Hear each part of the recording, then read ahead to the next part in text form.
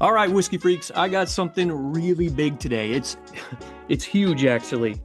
This will not be a review and it's not going to be a blind tasting today. And it's definitely not me yelling at a glass of bourbon down here in the bunker. And here's a hint. I'm currently sipping on a glass of Jackson Purchase bourbon and there's a very good reason for that. Today I've got a true legend joining us on the show. Craig Beam is with us.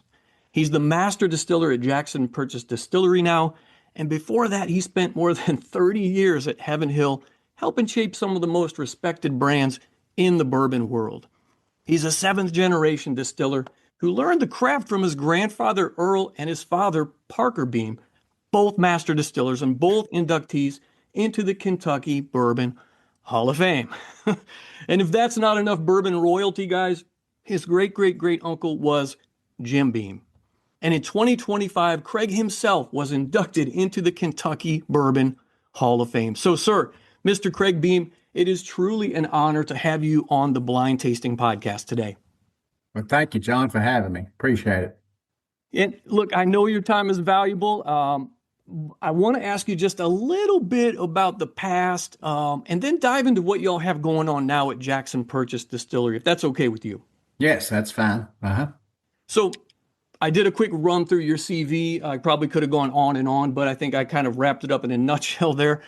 We all know your career has been what the kids nowadays say, epic, to say the least.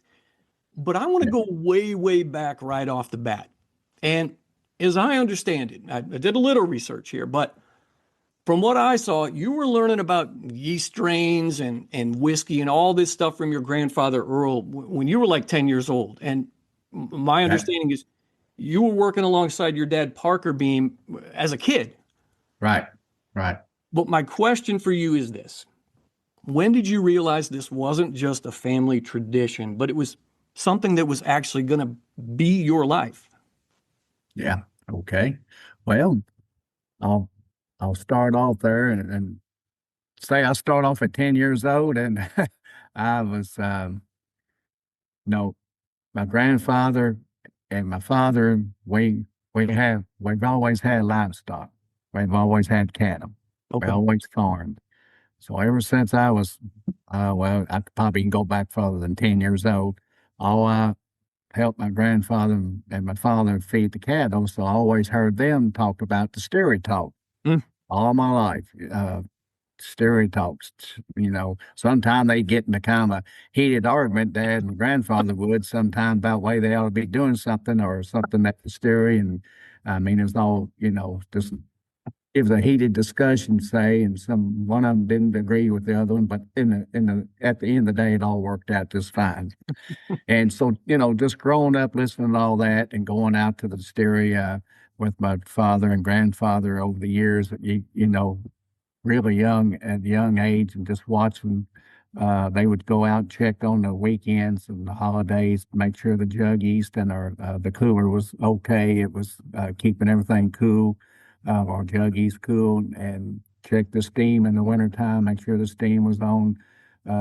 Steam heaters were on in certain areas, so nothing would freeze up on the weekends when they weren't running, or on the holidays when they were off. I just walking around with them as a kid, just growing up listening to stereo talk. And of course, that led into my grandfather's brother, Carl Beam. He was at Jim Beam. So, sitting around all the Beams, listening to them talk stereo talk all my life. And Baker Beam, which was Dad's first cousin, and who was the master distiller one time at Jim Beam.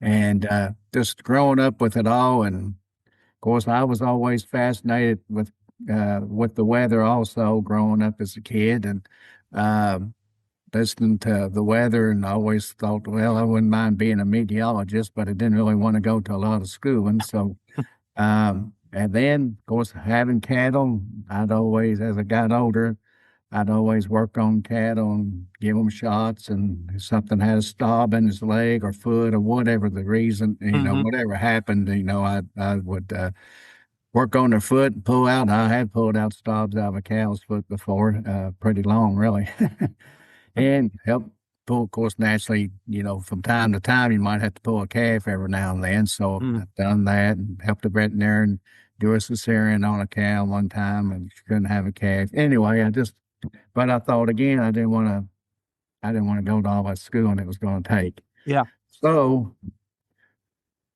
of course, I started doing a lot of summer work as I got older at Heaven Hill. Back in the day, I think if you was 18 years old, you could work in a distillery. I think the rules have changed now that you got to be 21 years old. Okay. So I did a lot of summer work. One of my first jobs I did at Heaven Hill in the summer, Heaven Hill had bought some vacant warehouses right outside of Barstown, the old T.W. Samuels facility, and there was 5 warehouses Heaven Hill bought. They've been sitting vacant for a great number of years. Some of the roofing was off, and some of the siding was out, and the windows, and so a lot of birds, a lot of pigeons went in there and roosted. So had a lot of really had a lot of a lot of pigeon shit all in it. So Dad said, "I got a job for you this Oh summer." yeah. I said, I mean, he didn't give me anything easy. Of course, I wasn't expecting anything easy. I never looked for anything easy, really, all my life. I really haven't. To this day, I still don't. But anyway, he said, "I got a job for you." He said, "You have any, you know, any of your friends out of high school that needs a job for the summer?" So I did. I rounded up a couple of guys, and in fact, one of the guys there, he's been there at Heaven Hill 45 years. In fact, he came by to see me last night. So anyway, he's Wow. still working at Heaven Hill, but I think he's going to retire at the end of this year. Wow. But anyway, we went in, cleaned those 5 warehouses out. That was a summer job. That was a mess. It was like almost working in a coal mine. I mean, it was pretty nasty, but we started at the top of the warehouse and worked our way all the way down and cleaned all the ricks and scraped and cleaned it all out. And that took us one summer. Then another summer, I stacked cases on pallets in the bottling house before they had a palletizer. Did that one summer and cleaned up garbage and hauled garbage to the dump and swept up broken glass back in shipping department and off the bottling lines. And um, then another summer, I worked, I drove a truck. I drove a semi over the road for Heaven Hill for about 7, 8 months. So I kind of thought, you know, listen to my grandfather, my dad talked about stereo talk and everybody. And I guess, you know, his dad said, well, your last name Bean kind of gets your foot in the door. So that doesn't mean you're going to get anything easy for you though. Right. Because you got your last name Bean, you But still it don't hurt. yeah, it doesn't hurt, and you still gotta, you know, I had a reputation I had to uphold. I had big shoes to fill with my Yeah. grandfather and my father. So I thought, okay, maybe that's what I'll do. I'll just join them. I wasn't pressured Mm. by my grandfather or my father, but I know in the back of their mind they was hoping that's what I would want to do. So again, I joined Heaven Hill in 1983. Went into the distillery. My grandfather actually was 83 years old. He never retired from Heaven Hill. He was still coming out to Heaven Hill every few days, and I got to work with him a little bit, and my father both. They showed me how to make our jug yeast, which that's our yeast strain Okay. at Heaven Hill at the time, and they kind of trained me on that for I don't know, maybe 6 months or so, and they felt confident that I wasn't going to mess it up, and I had better not mess it up. And so they turned the yeast operation over to me. And I was swing shift supervisor for a while. Worked all 3 shifts, learned a lot by working all 3 shifts. And and then was my grandfather, like I said, he never did retire. I guess he lived to be 87, but the last 2 years he lived, he was not able to drive, but he was very knowledgeable in the stereo, and I still talk stereo talk with him at his house. I had to go by and visit him and I gave him a little sip of the jug yeast from time to time. And anyway, like I said, he passed away. He's 87 years old. And anyway, so of course he kind of semi-retired, and Dad was moved up to be the head distiller in around 1975. And then time went on, and I guess Dad kind of semi-retired. He never retired. He never retired completely. He Mm, semi-retired about, I guess, around 2000. Then I became the head distiller, and I guess by probably mid to late 90s, they started calling us all master distillers. mhm, And said head back in the younger years, I guess they called everybody head distillers, but I guess they sent us all out as master distillers, go to all these trade shows and festivals and out of Chicago, New York, Washington D.C., San Francisco areas, and did a lot of tastings at those events. So again, we kept the cattle operation going. Dad had got in the trucking business probably, I don't know, 1980. He had about 40 semis, mm, and about 1986, I started the grain division of semis myself off to the side, and I was hauling grain to all the grain to a lot of local people, and distilleries also as well. So just kept going right along and kind of branched out and grew the cattle business up to about 350 heads, scattered over about three counties in Nelson County, Kentucky, Marion County, Kentucky, and Washington County, Kentucky.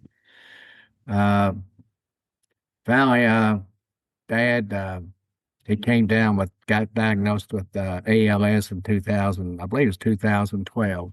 mm, mm. So, again, kept the cattle operation, everything going. So about 2014, as he started getting worse all the time, I've been there at Heaven Hill about 30 years. So I decided to retire and help take care of the family business, help him in his remaining years, Mm.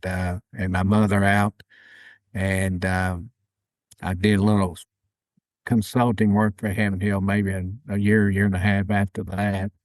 So I finally, finally, when Dad passed away in 2017, we decided, I got two sisters, so we decided to sell off, and my mother decided to sell off his semi trucks because Mm. it was too much for my mother to take care of, Sure. and getting to be a whole lot for me as well. And so we got through all that, and I still got my semi trucks, and I still got all the cattle. So I guess I really wasn't looking for a job when Jackson Purchase came knocking at the door. And that's This my was about and that and that's my next question. So you're right into yes. Okay, so yeah, so I had plenty to do, no doubt. I Trying to was trying run to my figure out you had it you kind of you were kind of semi-retired, then you're like, well, here, let me take something else on. yeah, I know it's I debated on that for a while. So I heard about I heard about this distillery was being built. Probably I don't know. Uh, Ray Jameson built the distillery down in Western Kentucky, in a little town of Hickman. Ray was an attorney out of Memphis.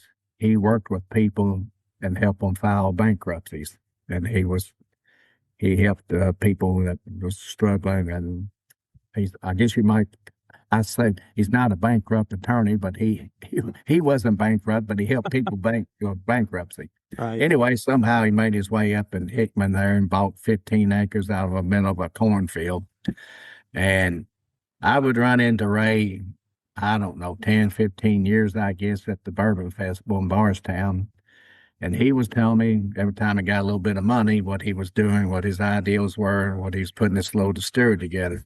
Well, I just back then I just kind of let it go in one year after the next. Hmm. Never thought much about it. The next thing I know, that little distillery got running. Ray started up. It was kind of like a little hobby for him. He made a couple thousand barrels, and I don't know, give it away to his friends or some of his customers, I guess. Anyway, he never was planning on doing anything large, big with it. Then he leased it out to a group of people, and they called it the distillery was called Resolute. Okay. And it got up, and I don't know. I heard it got up and running, but they claimed they made like 130 barrels of wheat whiskey. I'm not 100% sure that they might have made it there, but I don't think they used the still to make it there. Okay. Uh, if you know what I mean. Yep. Yep. Yep. So I never did hear that he really got it kicked off, but the next thing I know, it was shut down. That a lot of things were happening that didn't satisfy Ray very well, so he ran everybody off and shut the doors on it. Okay. That was about 2018, maybe, I guess. So anyway, there was a couple of guys there that like to go duck hunting down in Western Kentucky that live in Louisville, and that was Lloyd Jones. Lloyd Jones grew up around the Hickman, Fulton County area. His grandfather was a dentist down in that area. His father was a dentist down in that area. And in South Fulton, Tennessee, he's got a brother that's a dentist down there right now. I don't know why Lloyd never got into the dentist, but in the dentistry, I guess it just wasn't meant for everybody, you know. Just like sometimes not all beans are in the whiskey business. But so anyway, David Salmon, him and Lloyd were friends, neighbors, and they lived in Louisville. And so, like I said, they like to go duck hunting, Western Kentucky, which Western Kentucky is known for, duck hunting. Um, so David always dealt in bourbon and act as a broker, and sometime he's got a little distillery up in Michigan called Ugly Dog. Well, David also worked at Heaven Hill at one time, and I knew David from the Heaven Hill days when Heaven Hill bought the brand Hypnotic. David was the brand manager over that. At one time, my wife, Nicole, she worked at Heaven Hill in the marketing department also. So she knew David better than I did because she would run into him on a day-to-day basis. Okay. Uh, so anyway, when David left Heaven Hill, I never did know whatever came of him. So I came home one day from the farm, and my wife said, "You'll never guess who called me." So she said, "David Salmon called." So my wife and David got talking, realized they knew each other from the Heaven Hill days. And then, of course, David was putting it together, said, "Oh, you're married to Craig. What is he doing?"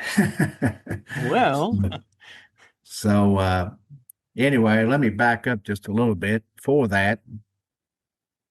So David and Lloyd kind of got ahead of myself. So David and Lloyd went duck hunting, and Lloyd told David, "I know where the distillery is. We're going to go right by it on the way to duck hunting in Hickman, Kentucky. We'll stop in and take a peek." Of course, they were shut down. Everything was closed up. And so they peeped, they trespassed, I guess, and they went across and looked in the window and saw a 24-inch column Vendome still sitting there. So that got them really excited. yeah. So then they went ahead and tried to pursue Ray Jameson. This was, I think, around 2018. They finally took a while to get a hold of Ray, so they went back and forth with Ray, I guess, for another year, went on about, trying to get him to see if he wants to sell it and, what he might want for it and all that. Did all the due diligence work on it. They got ready to make the deal, and that's when COVID hit. So it stalled everything out in 2020. Well, not when the COVID lifted, then they finally made the deal in April 2021, and it was I think we got about 25 investors that's in the Jackson purchase, and so they bought the distillery, and this was like April 2021. So then it was around May of 2021 when my wife told me about the distillery, about who bought it, and David Salmon wanted me to give him a call. Well, I said, "Oh, I can't. That's too far for me to go down there." I said, it's going to take somebody's got to be down there every day. And I said, we got cattle to work. In the month of May, we always work all our cattle, wean all our spring calves, and first cutting hay's right around the corner. I said, that's it's going to take somebody's got to be down there. And I said, got too much here at home here in Barstown to go down there. Hmm. And be down there every day. So I just kind of let that go in one ear out the next. And so then another week went by and David called again, called my wife, and she said, well, he really wants you to call him. So me and her went down on Friday night in the basement like we usually do and kind of go over all, because we make out all our truck schedules together and what all our drivers are going to do the following week and went over Okay. all of that and together. And then we started having a few drinks together and we tried to do that kind of early because all of our grandkids and kids usually come to the house on Friday nights. Oh, nice. And yeah, so anyway, we went on what section of cattle we was going to work, letting in what farm and all that too. I'll put all that together. And so then we decided, well, let's just call David. So we did. We called him, and of course, I told him, I can't be your guy because uh, somebody's got to be there every day, and I can't be there every day. With all this, like everything going on here at my house and all the farms I got. So, well, can you just come down one day and walk through the distillery, make a day trip down there, walk through the distillery with Lloyd and I, and meet us down there and see what we need to do to get it up and get it running. I said, okay. So I, we made a day down there. My wife and I left and made a day trip down there and met Lloyd Jones for the first time. And of course, I hadn't seen David for a while. So met him down there and we walked through the distillery for, I guess, about all that day, I guess. Hmm. Well, in the meantime, I get a call from Terry Ballard. Terry Ballard had been at Willits for, Yeah. I guess, about 12 years at least. And he helped Willits get started from the ground up also as well. And I talk to Terry quite often because uh, we just talk shop or, of course, being in the trucking business, he had a grain schedule he would give me every week and when the days he needed corn, rye, and malt. Oh. And so I knew Terry. Well, he called me and told me he left Willits. And that's before I knew about Jackson Purchase. I said, well, Terry, you won't have a trouble getting a job because, you're a hands-on fella and Hmm. you know Hmm. quite a bit. And I said, you shouldn't have any trouble. And I said, I'll put a good word in for you if I'll help you if I'll put in a good word for you if for you if you're looking for a job somewhere else too as well. So when I went down there and met Lloyd and Dave again, I told him, I can't be there and I don't want to say I can, I can't be. But I said, hey, I know somebody that might be. I said, Terry Ballard. I said, he's told him, about Terry Yeah. and of course Terry's a single guy and his kids were all grown and I said, now of course he lives just a little town of Bloomfield, which is about 7, 8 miles right outside of Barstown. So they said, well, can you talk to him? I said, yeah, I'll call him on the way home. So I did. I called him. I said, Terry, if I have to come down here, look around, see if you like. I said, there's nothing down in Hickman, a little town of Hickman, but you might have, if you like it, you might have to find a place to live. And anyway, he came down and he called me back and he said, I told him I'd give him 90 days and see if I can't make something happen. Okay. And so anyway, he stayed at a motel there in Fulton, Kentucky, the city of Fulton, and which is in Hickman County. But Hickman, the city of Hickman, is in Fulton County. That's a little bit confusing, isn't Hmm. it? So anyway, then then David called me back, said, we'd like to meet you. And said, Lloyd and I are leaving Hickman, said we're going to be going home to Louisville, said we'd like to stop by in Barstown and meet you somewhere. I said, well, I'll probably be home from the farm about 4:30 or 5. I guess just come to the house. So they did. They came to the house. And again, I told them, I've got all this going on here. I said, I think Terry should be able to help you out. And so we Hmm. talked, and they said, well, I s- I'd like for you to come on board. I said, well, maybe I can be some type of consultant for you and Yeah. help you. Well, we really like for you to be like you were at Heaven Hill, I'd like for you to be our master distiller. And I said, well, uh, they said, well, can you work 15 or 20 hours a week? Oh, that's how Taking they phone, sucked you in, right? yeah, Part time. taking phone calls and emails, that sort of thing. Work with Terry, like for you to come to Terry as much as you can, much as you feel like you need to. And I said, then I guess they threw out a number to me. So I said, well, all right, if everybody understands 15, 20 hours a week, uh, I can come and go with Stereo when I need to. Uh, I'll try it. So that was about the middle of May 2021. And of course, I knew I needed to kind of go. I knew I need to be the Stereo every so often, work with Terry and trying to get the thing going. And so I'd drive down at least once a week at 3 o'clock in the morning. I leave out Mm, and I get mm, down at Hickman. Of course, they're an hour behind us down in Western Kentucky. So mhm. I'd meet Terry at the distillery about I don't know 7:30, 8 o'clock, and spend the day with him. And we'd got vendors and local people, and of course he was big help being down there, every day too, trying to know the locals and get a hold of people. So we did. We devised a plan on what needed to be looked at, what needed to be worked on and cleaned up, and uh, went through the steel since it's been sitting there for a long time. And of course, we realized it was put together wrong, but Mm.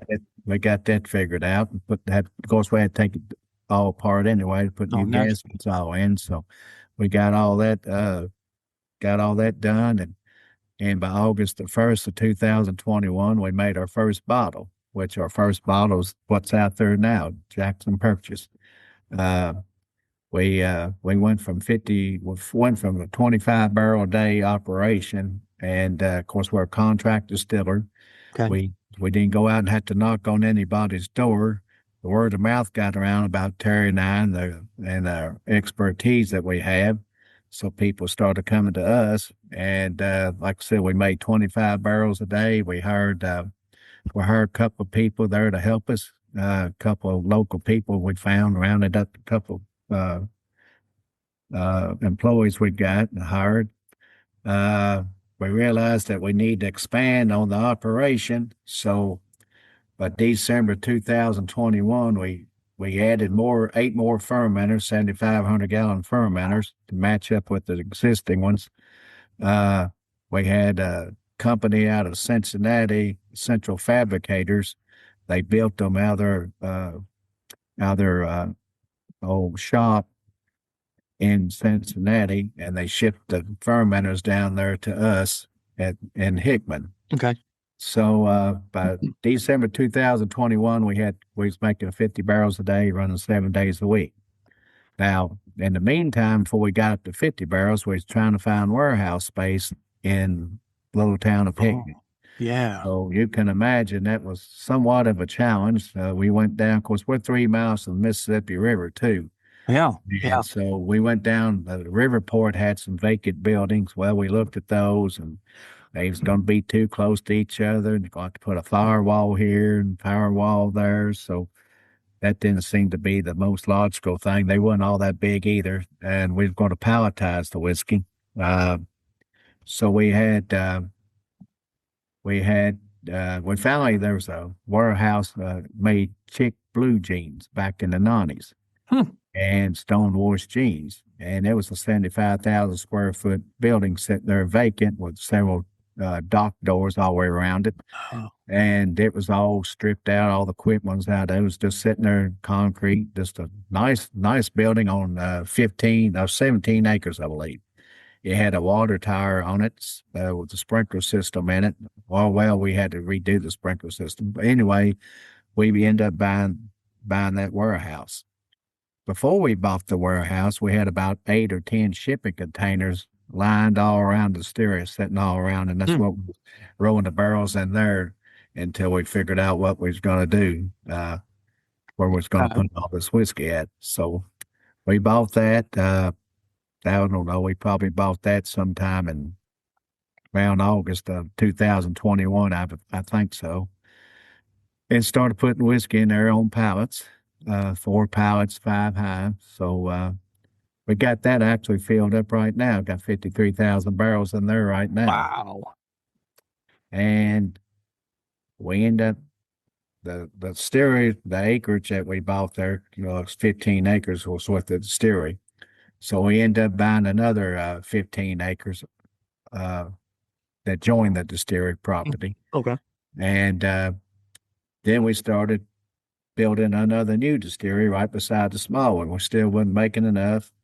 So by 2000, but the 2000, early spring of 2023, we started work on the new distillery. We put in, let's see, 13 20,000 gallon fermenters and 3 mash cookers, 10,000 gallon mash cookers, a 30,000 gallon beer well, and then we put in a 36-inch column still beside the 24-inch. It's just another room over. It's another steel tire actually, Mm-hmm. and then we built enough room in the fermenting room. If we need to add more fermenters, we can. And same way where the steel tire is for the 36-inch column, we made room to put another 36-inch column in sometime down the road. So with that expansion required more chill water, more chillers. We built a new boiler room, put in 2 600 horsepower boilers, and then we built a new cistern room, the cistern room. So that was got all that done and completed by 2024. We started that new side up 2024, and we could make, with both steels running 36-inch and the 24-inch column steel, we could make 250 barrels a day. And we ran that about 7 days a week. We started building 2 traditional brick warehouses on the distillery property. Okay. They're just a little under 25,000 barrels each. One we just filled about 2 weeks ago. We started on the other warehouse last week, actually. And now back down to where the palletized warehouse is located, which is 3 miles down the road from us. We are building a 33,000 barrel palletized warehouse, which is almost completed. Should be done in about 3 weeks or less. And then we're going to build a 48,000 barrel palletized warehouse also down there, which all the concrete for that building is already poured. Okay. Hey, I don't mean to cut you off, but this meeting is going to cut us off, Craig, Okay. about 3 minutes. So I don't want to lose sight of this whiskey that I'm holding here in my hot little hands. Okay. Did you want to say something real briefly about that? And then, unfortunately, we're probably going to have to say goodbye. Okay. Well, this is a 4-year-old Jackson purchase. Right out the gate, August 1st, 2021 is the first barreling of this. And so we bottled this. We came out this brand of last year, 2025, during the Bardstown Bourbon Festival. It's 4 years old, 117.8 proof, 70% corn, 20% rye, and 10% malt. And the color is fantastic for 4 years old. It's really dark. It looks like a 6 or 8 year old. And I take and it goes in a regular charred forward barrel. So we didn't do anything to enhance the color. The only thing I think enhanced it was the Western Kentucky weather is a lot warmer down there than it is Yeah. in the mid-central part of Kentucky. I heard about that and I'm going to have to close here in a second, but that microclimate. And I thought, that sounds like bullshit to me. Yeah, But right. but I looked it up because I'm pretty skeptical I'm from Missouri. You got to show me. It's true. This microclimate y'all have down there in Southwest Kentucky, right on the Missouri border there is real, and it really does help this whiskey age better. And I'm holding it here. This is fantastic. I bought this from you guys. You shipped it to me last week, and Okay, I good. I can vouch. I'm not an expert, but this is fantastic stuff. I And will, I will say all of our corn is sourced from the local farmers. All of our wheat is sourced. We got a wheated mash bill out now too. It's sourced from the local farmers. We don't have we're making the mash bill, but and wheat, but the brand we don't have a wheated brand yet. Probably another year or so out. But Okay. and we got some farmers down there locally who's growing a little bit of rye for us. Well, I can't tell you how much I appreciate you hanging out with me today. Well, I appreciate you having me. Sir, it has been an honor and a privilege to be able to pick your brain and kind of just shoot the bull. I want to give a special shout out to Nicole for help putting this meeting together today. So I'm raising my glass to her right now. Okay. As for me, I'm going to pour some more of this amazing Jackson Purchase bourbon in my glass. And guys, you can get this too if you head over to jacksonpurchasebourbon.com. Craig, Right. You're awesome. And I wish you all the success in the world. And I hope we can chat again real soon. Okay. I look forward to it, John. You have to come down and see us sometime. Yes, sir. I'd love to. We'll stay in touch. All right, John. Well, thank you for having me. Take care, everybody. Yes, sir. Take care. Bye.